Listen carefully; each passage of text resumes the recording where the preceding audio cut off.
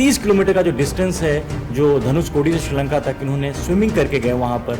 हमारा जो सफ़र था वो 30 किलोमीटर का था, तलाईमन्नार श्रीलंका से धनुषकोडी इंडिया तक। और हम लोग राम सेतु को ग्लोबल मैप पे हाईलाइट कर सके। जितने भी ओपन वाटर स्विमर्स हैं जो लोग इंग्लिश चैनल जाते हैं, स्पेन जाते हैं, अमेरिका जाते हैं, तो वो मैं चाह रहा था कि हम लोग उनको यहाँ पर न्योता दे कि आप लोग राम सेतु को क्रॉस करिए। आप जो उसके पास से गुजरे तो कैसे बनाया गया, कैसा क्या लगा आपको देख कर कि वो जो कहानियाँ हम सुनते आए हैं, बचपन से सुनते आए हैं, जो तमाम जो चीज़ें आते हैं, तो नासा ने भी उसको ऑलरेडी उसको कर दिया, लेकिन कैसा एक फील हुआ वहाँ पर? पत्थर थे, वो दिख नहीं सकते क्योंकि डीप होते हैं, और वो एक हाइट से ही जब आप फ्लाइट पे जा रहे हैं तब दिखते हैं स्विमिंग करते हुए, क्योंकि इतना करंट होता है, इतना पानी का बहाव होता है। मेरे जो साथी थे शाश्वत, उन्होंने इंग्लिश चैनल भी क्रॉस किया था, तो वो मुझे खुद कह रहे थे कि राम सेतु से बड़ा चैलेंज और कोई नहीं है। लोकल्स वहाँ पर खड़े हुए थे, नेवी खड़ी हुई थी, कस्टम्स एंड पुलिस, लोकल्स हम समय ग्रीट करने आए थे। तो ऐसा लगा था कि एक मोमेंट के लिए कि देश के लिए कुछ किया है हमने। राम सेतु एक ऐसा नाम जो श्री राम से जुड़ा है, जो हनुमान से जुड़ा है, जो वानर सेना से जुड़ा है। सीता माता की खोज में जब राम भटक रहे थे तो समुद्र में इसी राम सेतु के जरिए वहाँ श्रीलंका पहुँचे थे और वहाँ से सीता माता को छुड़ाया गया था। इसके पीछे की बहुत सारी कहानियाँ हैं। आज भी राम सेतु बहुतों के लिए इंस्पिरेशन है, क्योंकि हमारी एक ऐसी लिगेसी है जिसको हम याद करते हैं, और एक ऐसी अद्भुत चीज़ है जिसके बारे में अब तो कहीं है नहीं कि नासा तक ने भी चीज़ को रिकॉग्नाइज किया है कि एक राम सेतु है।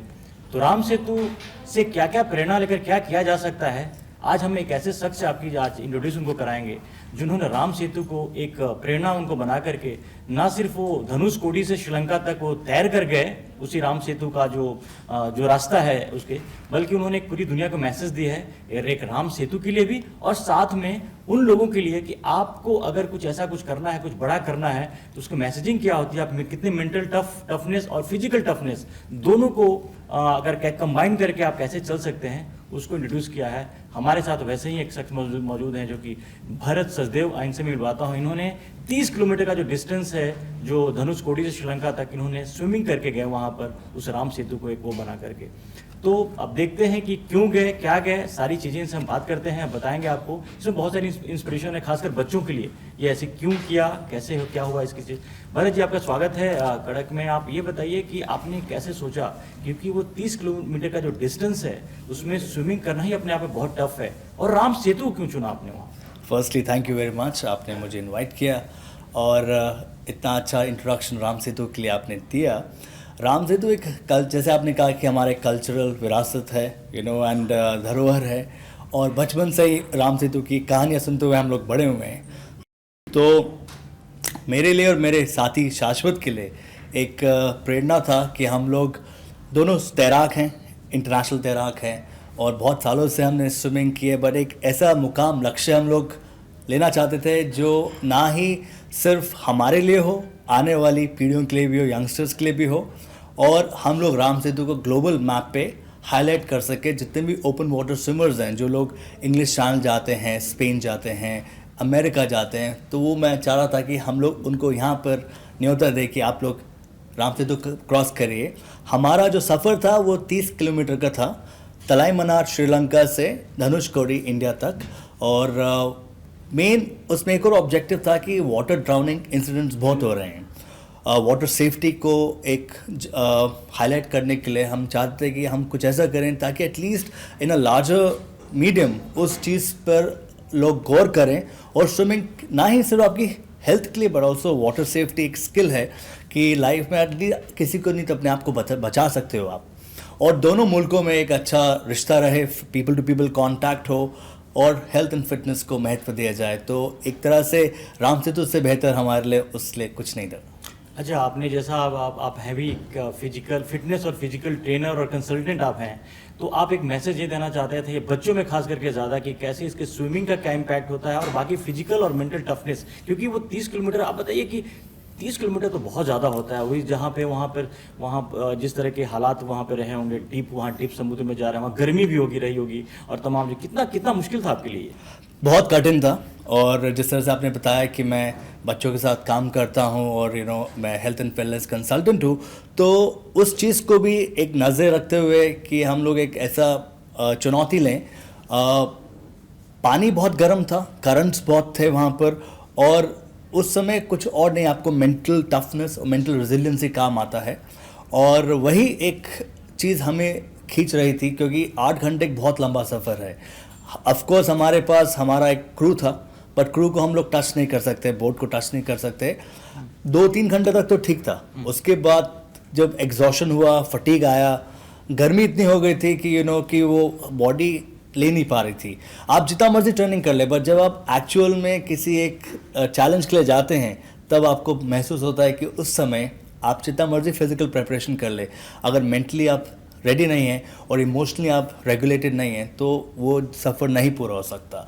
इनफैक्ट हमारे जर्नी के एक बाद किसी और ग्रुप ने भी किया था, वो उनका अनफॉर्चुनेटली पूरा नहीं हो पाया था, बट हैंडफुल लोगों ने किया है। कुछ हमारे इंस्पिरेशंस थे उसमें जिन्होंने किया, और वही उसी को देखते हुए हमने कहा कि let us try this, and with God's grace हमारा सफ़र सक्सेसफुल रहा।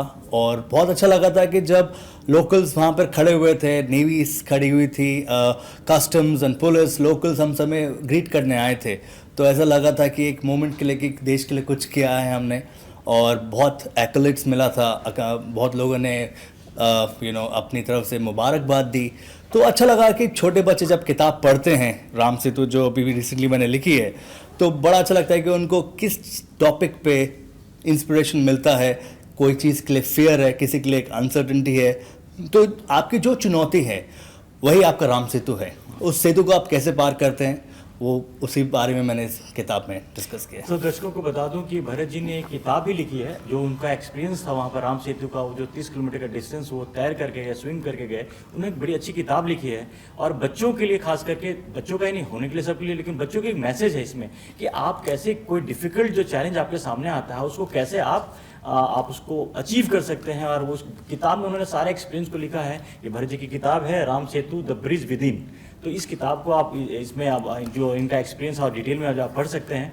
लेकिन भरत जी एक बताइए कि अगर अभी जिस तरह के जो हालात हैं, देखिए जो हालात, अगर राम सेतु की जो कहानी है कि राम के सामने, श्री राम के सामने बहुत कठिन चुनौती थी उसको पार करने की। उनको पता था कि सीता उस समुद्र के उस तरफ है, लेकिन उसे पार करना कोई रास्ता ऐसा था नहीं।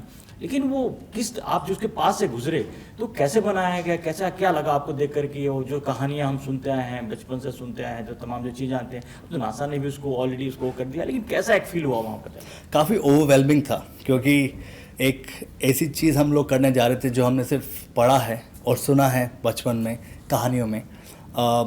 तो वो जब हम लोग खड़े थे शोर पे, जब हम लोग शुरुआत कर रहे थे, तो काफ़ी चीज़ें आई दिमाग में, दिल में, कि एक ऐसा चीज़ करने जा रहे हैं जो शायद कभी वानर सेना ने, हनुमान जी, तो जितने भी हम लोग किससे कहानियाँ पढ़ते थे उसके बारे में, और जबकि नासा ने भी उसको साइंटिफिकली प्रूव किया है।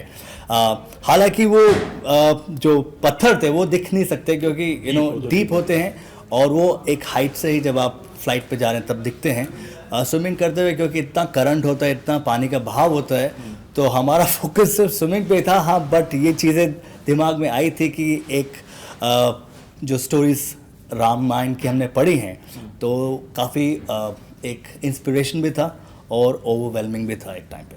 आपने इंग्लिश चैनल की बात की, तो क्या आपको लगता है कि अगर ये जो राम सेतु के जो स्विमिंग का आपने वो किया, तो जिस तरह से इंग्लिश चैनल तो बहुत फेमस है, हम बचपन से सुनते हैं कि कोई भी जाकर वहाँ कितना मुश्किल है वहाँ पर स्विम करना, और जो कहानियाँ आती रही हैं, तो आपको लगता है कि ये राम सेतु भी कहीं ना कहीं पे जो हमारे लोग भी जो बाहर जाते हैं, इंग्लिश चैनल को क्रॉस करना चाहते हैं, उनके लिए एक चैलेंज होता है, तो क्या राम सेतु भी क्या एक चैलेंज बन सकता है? बिल्कुल जी, मेरे जो साथी थे शाश्वत, उन्होंने इंग्लिश चैनल भी क्रॉस किया था, तो वो मुझे खुद कह रहे थे कि राम सेतु से बड़ा चैलेंज और कोई नहीं है। और वो थोड़ा रेगुलेटेड है इवेंट, उसमें एक घंटे बाद आप लोग करते हैं। यहाँ हम लोगों ने लगातार 7.5-8 घंटे किया, तो एक तरह का वेदर कंडीशंस बहुत अलग हैं, पानी का बहाव बहुत अलग है, और ऊपर से इतना रेगुलेटेड नहीं है इवेंट। बट आपको एक ऑब्जर्वर चाहिए, क्रू चाहिए, परमिशन चाहिए आपको मिनिस्ट्रीज से, वो दोनों साइड से, ministry of defence, external affair, home, high commission of Sri Lanka.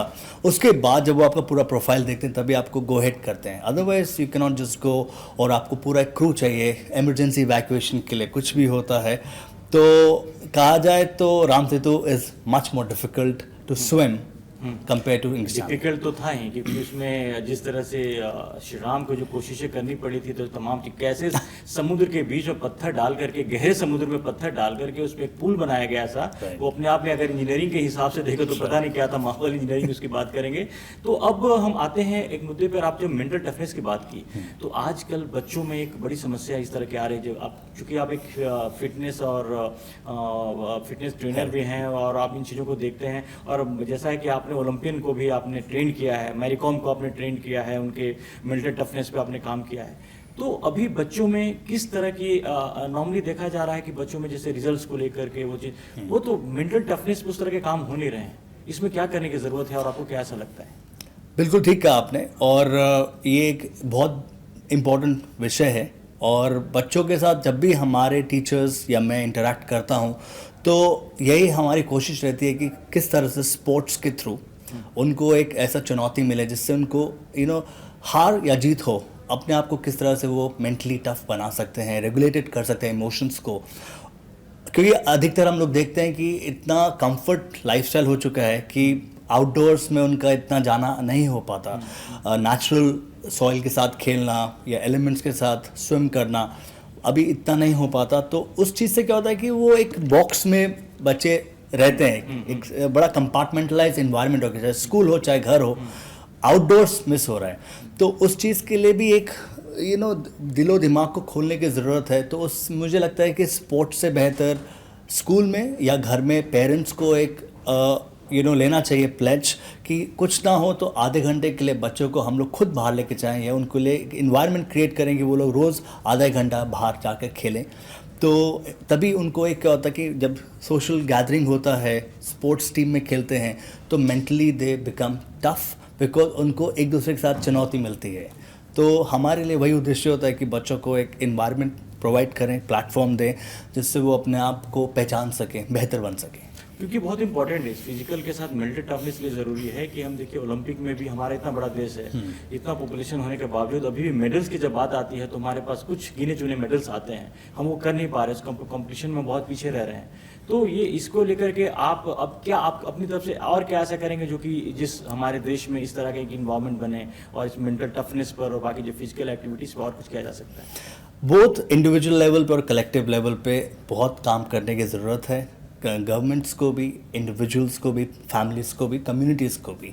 तो ये मेन उद्देश्य ये है कि हम लोग एक अच्छा माहौल तैयार करें, स्टार्ट तो करें, एक इकोसिस्टम बनाएं हेल्थ और फिटनेस का। ओलंपिक अपने आप आएगा, अगर हेल्थ और फिटनेस का इकोसिस्टम नहीं होगा, बच्चों के लिए खेलने के लिए जगह नहीं होगी और प्रोविजंस नहीं होंगे, तो वो आउटडोर इन्वायरमेंट नहीं प्रोड्यूस कर पाएंगे हम लोग, क्योंकि अच्छे देश की पहचान ये होती है कि वहाँ पे प्रिवेंटिव केयर ज़्यादा हो, ना कि जब बीमार हो जाए बंदा, अस्पताल बहुत है। मैं वही बोलता हूँ कि हमारे पास पार्क ज़्यादा होने चाहिए, आउटडोर जिम्नेजियम ज़्यादा होने चाहिए, बच्चों के खेलने के लिए, कूदने के लिए फैसिलिटीज़ हों, वो देश ज़्यादा स्वस्थ रहता है। तो वो सबसे पहले है, अपने आप ओलंपिक मेडल अपने आप आने शुरू हो जाएंगे। तो आप जैसा देखा आपने, भरत जी ने जो एक राम सेतु का इन्होंने चैलेंज भी इसीलिए लिया था कि वहाँ दिखाना था कि जो टास्क बहुत इम्पॉसिबल होता है उसको कैसे करना चाहिए, उसके लिए आपको फिजिकली ही टफ होने की जरूरत है, मेंटल टफनेस भी बहुत ज़रूरी है। तो उन्होंने किताब लिखी है, आजकल के जो बच्चे हैं उनके लिए बड़ा इंपॉर्टेंट है कि ये जो दोनों फैक्ट एस्पेक्ट्स को अगर उस तरह से ना लेंगे तो थोड़ा मुश्किल होता है, लाइफ में जो चैलेंजेस हैं उसको टैकल करना बड़ा मुश्किल होता है। तो भरत जी ने राम सेतु को जो चुना, इसीलिए चुना, एक ऐसा टफ चैलेंज को चुना जिसको करना थोड़ा लग रहा था उसे डिफिकल्ट, क्या उस समय हो सकता है भी इम्पॉसिबल भी ऐसा लग रहा हो, इन्होंने बड़ा मुश्किल काम किया है। तो एक मैसेजिंग इन्होंने यही दी है इस राम सेतु पर, जो इन्होंने किताब भी इसी को ध्यान में रखते हुए लिखा है, और चूंकि ये खुद भी फिटनेस और फिजिकल ट्रेनर हैं तो एक मैसेज इन्होंने दिया है। ये ज़रूरत है सबके साथ, ये सबके लिए बड़ा इंपॉर्टेंट है ये, तो इस पर बहुत ध्यान रखने की ज़रूरत है। भरत जी, आपने बहुत सारी इंपॉर्टेंट हमारे जो बहुत अच्छी जानकारी हमारे साथ साझा की, वो बहुत बहुत धन्यवाद। Thank you very much and all the best to viewers. Thank you.